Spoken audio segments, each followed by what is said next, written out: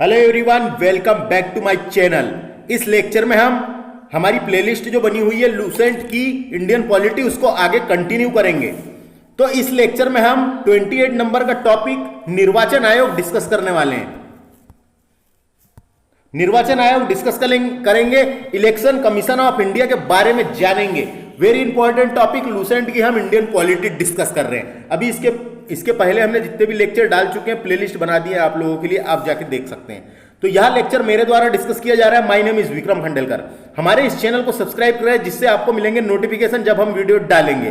तो आइए शुरू करते हैं, ज्यादा देरी ना करते हुए। निर्वाचन आयोग, इलेक्शन कमीशन ऑफ इंडिया। तो दोस्तों, संविधान के भाग 15 संविधान के भाग 15 अनुच्छेद आर्टिकल 324 से लेकर 329 तक, याद रखें ये आर्टिकल पूछे जाते हैं। 324 से लेकर 329 तक भाग 15 है। अनुच्छेद 324 से लेकर 329 तक निर्वाचन से संबंधित उपबंध दिए गए हैं। निर्वाचन से संबंधित, इलेक्शन से संबंधित उपबंध दिए गए हैं। भारत निर्वाचन आयोग की स्थापना 25 जनवरी 1950 को की गई थी। दोस्तों, तारीख याद रखना, ये 25 जनवरी 1950 को भारत निर्वाचन आयोग की स्थापना की गई थी, है ना। तो क्या हुआ फिर, ये 25 जनवरी तारीख इंपॉर्टेंट है। 25 जनवरी को राष्ट्रीय मतदाता दिवस के रूप में मनाया जाता है। क्यों मनाया जाता है, अब समझ में आ गया आपको।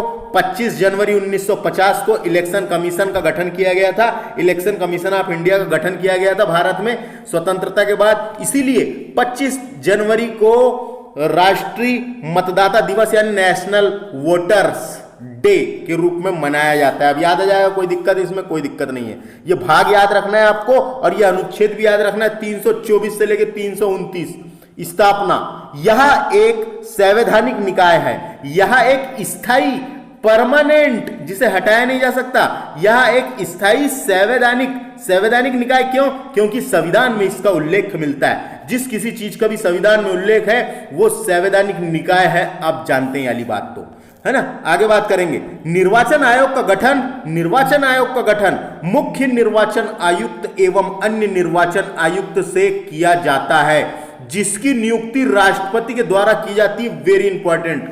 निर्वाचन आयोग में जो मुख्य निर्वाचन आयुक्त होते हैं, उसकी नियुक्ति भी राष्ट्रपति के द्वारा की जाती है और अन्य निर्वाचन आयुक्त की नियुक्ति भी राष्ट्रपति के द्वारा की जाती है। मेरे दोस्तों, इसको याद रखना है, पूछा जाएगा, है ना। अगला क्वेश्चन देखते हैं। दोस्तों, यहां से दो इंपॉर्टेंट क्वेश्चन यानी स्टैटिक क्वेश्चन याद रखें। भारत के मुख्य चुनाव आयुक्त, जो भारत के प्रथम मुख्य चुनाव आयुक्त थे, उनका नाम था सुकुमार सेन। डायरेक्टली वनडे एग्जामों में क्वेश्चन पूछा जाते रहता है। भारत के प्रथम मुख्य चुनाव आयुक्त सुकुमार सेन थे। 21 मार्च 1950 से 19 दिसंबर 1958 तक बने थे, यानी 1950 से 58 तक के भारत के पहले मुख्य चुनाव आयुक्त बने थे। और एकमात्र महिला रही हैं अभी तक के चुनाव आयुक्त, मुख्य चुनाव आयुक्त एकमात्र महिला रही है श्रीमती वी.एस. रमा देवी। तो इनका नाम भी पूछा जाता है दोस्तों, तो याद रखना है। भारत के एकमात्र महिला मुख्य चुनाव आयुक्त रही है रमा देवी जी। तो पहले कौन थे? सुकुमार सेन। और पहली महिला कौन थी मुख्य चुनाव आयुक्त? वी.एस. रमा देवी। तो ये दोनों स्टैटिक क्वेश्चन भी याद रखें, वनडे एग्जामों में पूछा जाता है। आगे चलते हैं। मुख्य चुनाव आयुक्त का कार्यकाल, जो मेन वाले मुख्य चुनाव आयुक्त का कार्यकाल 6 वर्ष और 65 वर्ष की आयु जो भी पहले हो तक होता है, यानी कार्यकाल उनका 6 वर्ष रहेगा और रिटायरमेंट की उम्र रहेगी 65 वर्ष। तो समझ में आ गया, 6 वर्ष का कार्यकाल। मान लो कोई 60 साल में बनता है तो वो 65 साल में रिटायर हो जाएगा, क्योंकि रिटायरमेंट की उम्र आ गई। समझ में आ गया। लेकिन कोई कम उम्र में बनता है तो वो 6 साल पूरा कंटिन्यू रहेगा। तो रिटायरमेंट की 65 वर्ष है, कोई बना मान लो कोई 50 साल का बना तो 56 साल तक रहेगा, कोई दिक्कत नहीं है, यानी 50 साल में 56 साल तक कोई दिक्कत। और कोई मान लो 60 साल का बना तो 5 ही साल करेगा ना, क्योंकि 65 वर्ष तो रिटायरमेंट की उम्र है। समझ में आ गया दोस्तों। उसके बाद देखिए अन्य चुनाव आयुक्त का कार्यकाल। ये तो थे मुख्य चुनाव आयुक्त के कार्यकाल, अब अन्य चुनाव आयुक्त के कार्यकाल 6 वर्ष और 62 वर्ष की आयु तक होता है। एक तो 6 होगा और दूसरा 62। उसमें हमने क्या पढ़े, मुख्य वाले का 6 और 65 और अन्य वाले का 6 और 62 है दोस्तों, तो इसमें कंफ्यूज नहीं होना है। अन्य चुनाव आयुक्त का जो कार्यकाल है वो 6 वर्ष और 62 वर्ष की आयु तक होता है, जो भी पहले हो। तो समझ में आ गया, बहुत आसान है, याद रखना है। देखो मुख्य चुनाव आयुक्त व अन्य चुनाव आयुक्त को, मुख्य चुनाव आयुक्त या अन्य चुनाव आयुक्त को सर्वोच्च न्यायालय के न्यायाधीश के बराबर वेतन दिया जाता है। सर्वोच्च न्यायालय के न्यायाधीश, तो ये पावरफुल संस्था है एक प्रकार की।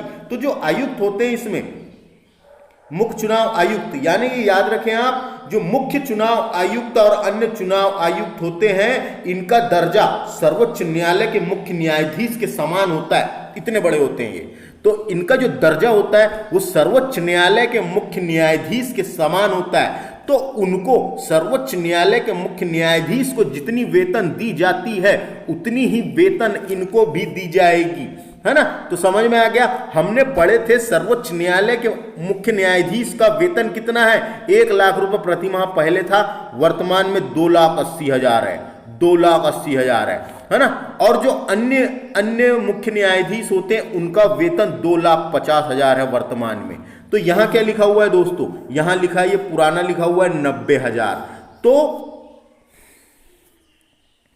सर्वोच्च न्यायालय के जो मुख्य न्यायाधीश होते हैं, अन्य मुख्य न्यायाधीश, उनका वेतन 90,000 रुपए है दोस्तों, यानी 90,000 था पहले, अभी उनका वेतन हो गया 2,50,000। तो 2,50,000 है, तो 2,50,000 उनको मिलता है, तो इनको भी 2,50,000 रुपए दिया जाता है महीने का। तो समझ में आ गया। तो मुख्य चुनाव आयुक्त व अन्य चुनाव आयुक्त को सर्वोच्च न्यायालय के न्यायाधीश के बराबर वेतन मिलता है। तो 90, इनको देखो, अन्य वाला जो अन्य मुख्य न्यायाधीश है उनको 2,50,000 या 2,80,000 हम कह सकते हैं। क्यों? क्योंकि उनके बराबर वेतन मिलता है इनको सर्वोच्च न्यायालय के मुख्य न्यायाधीश। मुख्य न्यायाधीश का वेतन 2,80,000 है और अन्य न्यायाधीश का वेतन 2,50,000 है। वैसे ही इनका वेतन आप डिसाइड कर सकते हैं। वेतन तो आएगा नहीं, लेकिन कभी आया तो 2,80,000 रुपए आप लगा सकते हैं। ठीक, आगे चलते हैं। पहले चुनाव आयोग एक सदस्यीय आयोग था। जब इसका गठन हुआ था दोस्तों, जब स्वतंत्रता के बाद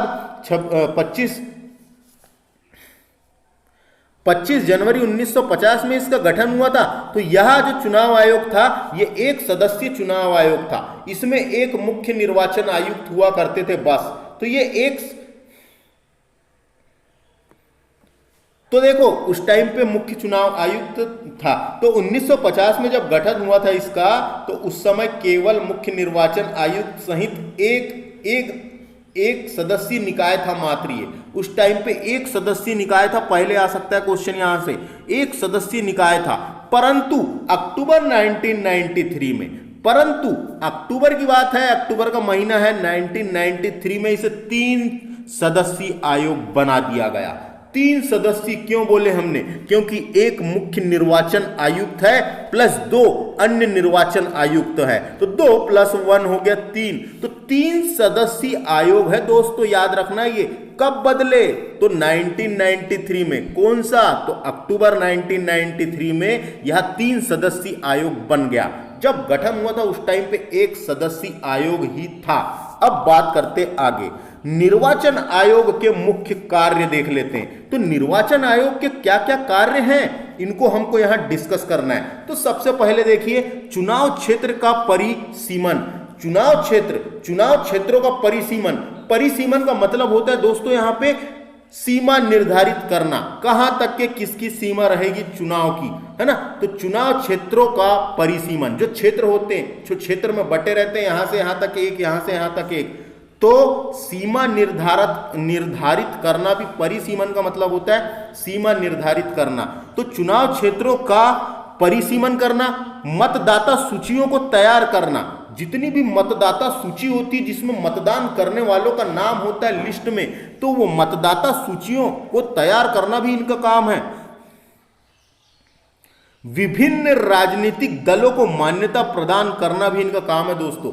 विभिन्न राजनीतिक दल, जितने भी राजनीतिक दल होते हैं उनको मान्यता प्रदान करना भी इनका काम है। समझ में आ गया? राजनीतिक दलों को आरक्षित चुनाव चिन्ह प्रदान करना।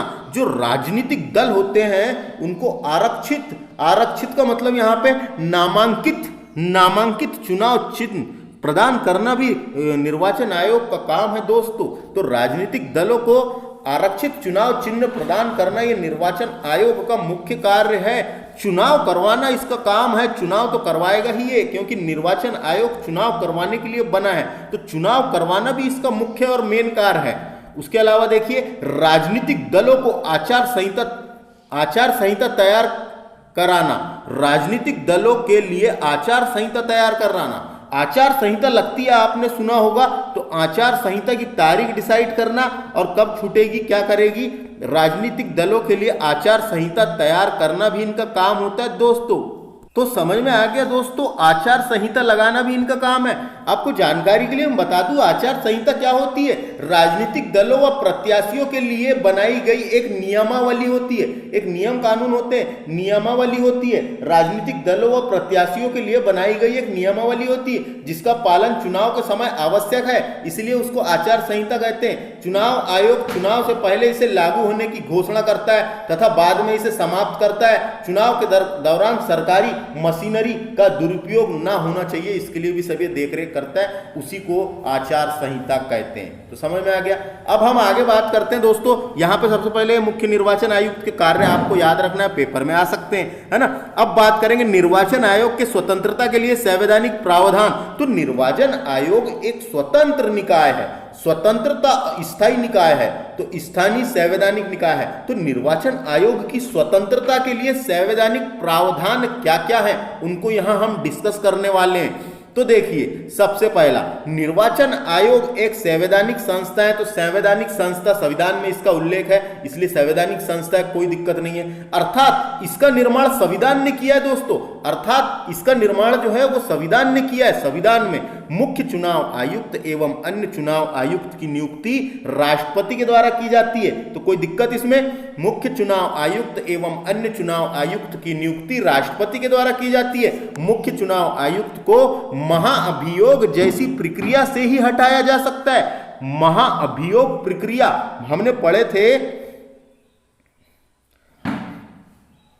महाभियोग प्रक्रिया राष्ट्रपति को हटाने के लिए, उपराष्ट्रपति को हटाने के लिए और सर्वोच्च न्यायालय के मुख्य न्यायाधीश को हटाने के लिए लाई जाती है। महाभियोग प्रक्रिया संसद के किसी भी सदन में लाई जा सकती है, चाहे लोकसभा हो चाहे राज्यसभा। महाभियोग प्रक्रिया संसद के किसी भी सदन में पहले लाई जा सकती है। तो महाभियोग प्रक्रिया जैसी प्रक्रिया से हटाया जा सकता है। इसका मतलब आप सोच सकते हैं, महाभियोग लगाया जाता है यानी कितनी बड़ी बात है। तो महाभियोग जैसी प्रक्रिया के बिना इनको हटाया नहीं जा सकता। मुख्य चुनाव आयुक्त का दर्जा सर्वोच्च न्यायालय के मुख्य न्यायाधीश के समान होता है दोस्तों, इतने पावरफुल होते हैं ये।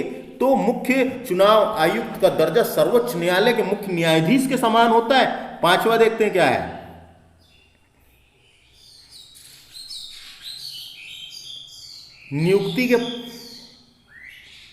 नियुक्ति के पश्चात मुख्य चुनाव आयुक्त एवं अन्य चुनाव आयुक्त की सेवा शर्तें में कोई अलाभकारी परिवर्तन नहीं किया जा सकता। कोई अलाभकारी लिखा हुआ है, अलाभकारी परिवर्तन नहीं किया जा सकता दोस्तों। उनकी जो सेवा शर्तें डिसाइड है वो वैसी ही रहेगी, उसमें कोई अलाभकारी ऐसा कोई परिवर्तन नहीं किया जा सकता जिससे उनको अलाभ हो यानी लाभ ना हो, है ना। अगला देखो,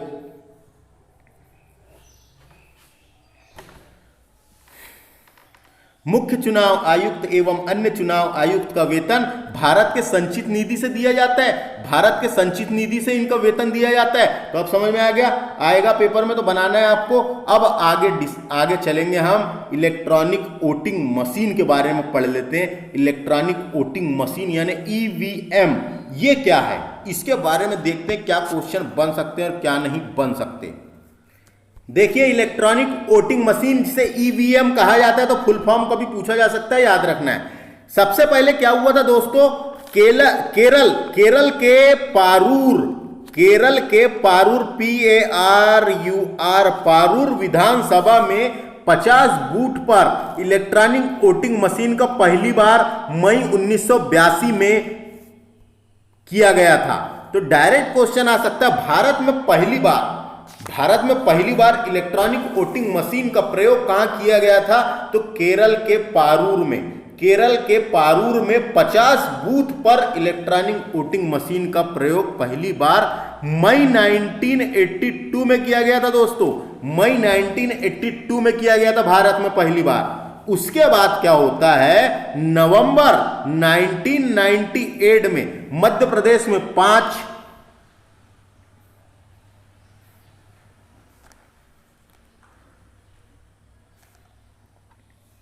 राजस्थान में 5 एवं दिल्ली में 6 विधानसभाओं में चुनाव में बड़े पैमाने पर ईवीएम का प्रयोग किया गया था।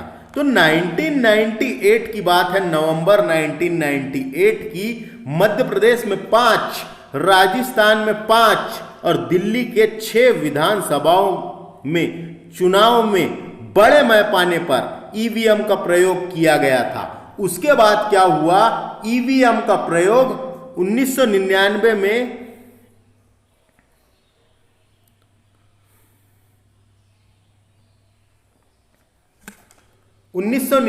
में पूरा चुनाव करवाने वाला प्रथम राज्य गोवा था। तो देखो, गोवा राज्य छोटा भी है और गोवा पूरा चुनाव यानी पूरे गोवा का चुनाव करवाने वाला भारत का प्रथम राज्य गोवा था। तो कभी पूछा जा सकता है ना, पूरा चुनाव करवाने वाला प्रथम राज्य कौन सा था? तो गोवा था। उसके बाद क्या हुआ दोस्तों, ईवीएम का प्रयोग करके पहली बार 2004 में पहली बार 2004 में संपूर्ण आम चुनाव करवाया गया। 2004 में संपूर्ण आम चुनाव करवाया गया दोस्तों। आम चुनाव का मतलब आप जानते हैं, आम चुनाव और उपचुनाव में अंतर होता है। आम चुनाव सभी चुनाव क्षेत्रों में एक ही दिन चुनाव होते हैं, उसको आम चुनाव कहते हैं। सभी चुनाव क्षेत्रों में एक ही दिन चुनाव होते हैं, उसको आम चुनाव कहते हैं। या अथवा इसको हम बोल सकते हैं, एक छोटे अंतराल में अलग अलग दिन चुनाव होते हैं, उसे भी आम चुनाव कहते हैं। यानी कितने क्षेत्र में इधर, तो हम इसको ऐसा बोल सकते हैं, सभी चुनाव क्षेत्रों में एक ही दिन चुनाव होते हैं, उसको आम चुनाव कहते हैं। एक और स्टैटिक क्वेश्चन भी आप याद रख सकते हैं कि भारत में प्रथम आम चुनाव 1951-52 में हुए थे। 51-52 में प्रथम आम चुनाव हुए थे भारत में, इसको भी याद रख सकते हैं। एक उपचुनाव सुने होंगे आपने, उपचुनाव होते हैं। एक उपचुनाव, तो उपचुनाव किसी पर्सनल सीट या 2 सीट या 3 सीट 4 सीट ऐसे सीटों में होते हैं, है ना, तो वो उपचुनाव कहलाते हैं। और आम चुनाव समझ में आ गया, आप चलते हैं। तो 2004 में संपूर्ण आम चुनाव ईवीएम का प्रयोग करके पहली बार करवाए गए थे। 2009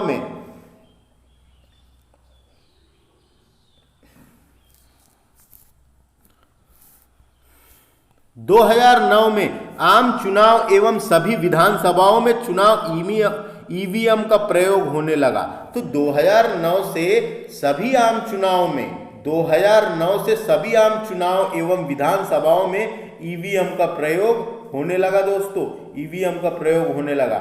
ईवीएम की विश्वसनीयता कायम रखने के लिए, ईवीएम की विश्वसनीयता कायम रखने के लिए वीवीपीएटी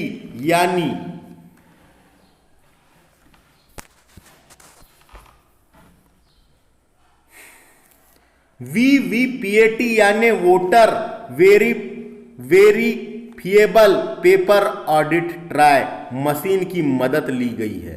तो ये इसका फुल फॉर्म आ सकता है VVPAT voter variable paper audit trial machine की मदद ली गई है। वीवीपीएटी व्यवस्था के तहत वोट डालने के तुरंत बाद कागज की पर्ची निकलती है। कागज की पर्ची बनती है, वहीं आवाज करती है थोड़ी देर, उसके बाद निकलती है। इस पर जिस पर उम्मीदवार को वोट दिया है, हमने जिस उम्मीदवार को वोट दिया है उसका नाम और चुनाव चिन्ह छपा होता है। नाम और चुनाव चिन्ह छपा होता है, सबसे पहले इसका इस्तेमाल नागालैंड में 2013 में किया गया था। किसका? वो पर्ची निकलने वाली चीज का। तो सबसे पहले ईवीएम यानी वो जो पर्ची निकलती है उसका इस्तेमाल नागालैंड के चुनाव में 2013 में किया गया था, है ना। तो ये समझ में आ गया कि विश्वास हो जाए कि ईवीएम जो है वो सही काम कर रही है, यानी सही ओर जा रही है, इसलिए ये भी लाया गया, है ना। तो समझ में आ गया लोकतंत्र को और मजबूत बनाने के लिए ये सब चीजें आती है। तो नोट लिख रखा है, देखिए एक, भारत इलेक्ट्रॉनिक लिमिटेड और इलेक्ट्रॉनिक कॉरपोरेशन इंडिया लिमिटेड ने वीवीपीएटी मशीन को 2013 में बनाई थी। वीवीपीएटी मशीन को 2013 में बनाई थी। ये क्वेश्चन आ सकता है, किसने बनाई? भारत इलेक्ट्रॉनिक वोटिंग मशीन और इलेक्ट्रॉनिक्स कॉरपोरेशन इंडिया लिमिटेड ने बनाई थी 2013 में, याद रखना है। अब आगे हम डिस्कस करेंगे ईवीएम से जो भी क्वेश्चन आएंगे तो अब आपको बना लेना है। आगे चलते हैं। देखो दोस्तों, निर्वाचन आयोग से संबंधित कुछ अनुच्छेद दिए हुए हैं। तो हमने बात किए थे निर्वाचन आयोग जो था अनुच्छेद 224 से 229 तक था, सॉरी अनुच्छेद 324 से 329 तक था, 324 से 329 तक था। तो 324, तो देखिए सबसे पहले 324 में क्या लिख रखा है। तो 324 में हम बोल सकते हैं कि भारत का एक निर्वाचन आयोग होगा जो राष्ट्रपति, लोकसभा, राज्यसभा, विधानसभा, विधान परिषद के निर्वाचन का कार्य करेगा। विधान परिषद के निर्वाचन का कार्य करेगा। समझ में आ गया दोस्तों। तो देखो इसमें क्या लिखा हुआ है, चुनाव आयोग में चुनाव के लिए निहित दायित्व, चुनाव आयोग में चुनाव के लिए निहित दायित्व सौंपे गए हैं उनको। कि क्या दायित्व हैं? कि राष्ट्रपति, राज्यसभा, लोकसभा, विधानसभा, विधान परिषद के निर्वाचन का कार्य करेगा, अधीक्षण करेगा, देख रेख भी करेगा, अधीक्षण, निर्देशन करेगा, निर्देश देगा, पूरे निर्देशन देगा और उसका नियंत्रण भी रखेगा, उसका नियंत्रण भी रखेगा। यह अनुच्छेद 324 में लिख रखा है। तो कोई दिक्कत? डायरेक्ट क्वेश्चन पूछा जाएगा, भारत का एक निर्वाचन आयोग होगा, वो कहां पे है? तो अनुच्छेद 324 में भारत का एक निर्वाचन आयोग होगा। अब बात करेंगे अनुच्छेद 325 में। तो 325 में बताया गया है, धर्म, जाति या लिंग के आधार पर किसी भी व्यक्ति विशेष को मतदाता सूची में शामिल ना करने, मतदाता सूची में शामिल ना करने और उनके आधार पर मतदान के लिए अयोग्य नहीं ठहराने का प्रावधान दिया गया है।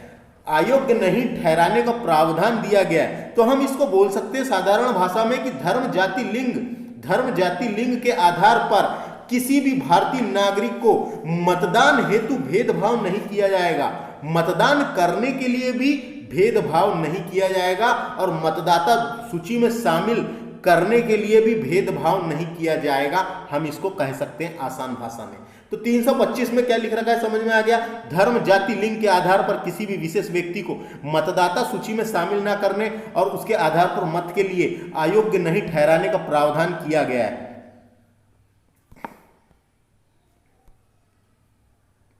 अगला देखिए, अनुच्छेद 326, लोकसभा एवं प्रत्येक राज्य विधानमंडल के लिए निर्वाचन कैसे होगा? तो वयस्क मताधिकार के आधार पर होगा। वयस्क मताधिकार, वयस्क मताधिकार का मतलब क्या है दोस्तों यहाँ पे? तो जब संविधान बनके तैयार हुआ था उस टाइम पे वयस्क मताधिकार की आयु 21 वर्ष रखी गई थी। मताधिकार की आयु 21 वर्ष रखी गई थी। लेकिन 61वां संविधान संशोधन 1989 के द्वारा राजीव गांधी के काल में उसे घटाकर 18 वर्ष कर दी गई। तो याद रख लेंगे आप, 18 वर्ष कर दी गई। तो समझ में आ गया दोस्तों, 18 वर्ष कर दी गई है, वर्तमान में 18 साल है ना। कोई दिक्कत नहीं, आप समझ में आ गया। वयस्क किसे माना जाएगा? वोट डालने का अधिकार किसको? तो जो 18 साल के ऊपर हो जाएगा, वोटर आईडी बन जाएगा, वो मत डाल सकता है। तो इसमें ये बताया गया। अब अनुच्छेद 327 देख लो क्या कहना चाह रहा है। तो दोस्तों अगला देखिए, अनुच्छेद 327, विधायिका द्वारा चुनाव के संबंध में संसद को कानून बनाने की शक्ति दी गई है। संसद को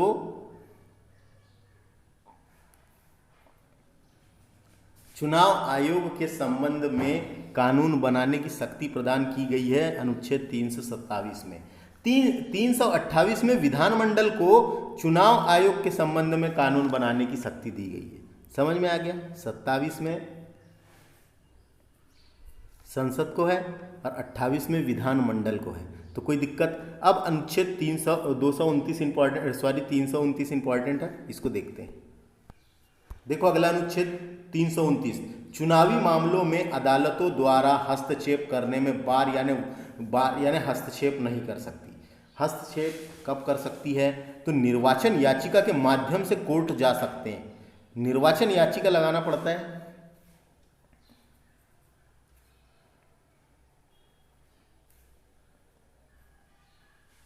निर्वाचन याचिका के माध्यम से कोर्ट जा सकते हैं, अदरवाइज नहीं जा सकते।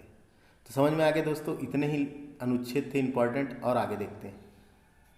इसके अलावा दोस्तों ये दो अनुच्छेद याद रखना है। अनुच्छेद 243 243 का टा, 243 का टा इंपॉर्टेंट है। पंचायतों के लिए निर्वाचन की बात की गई है इसमें।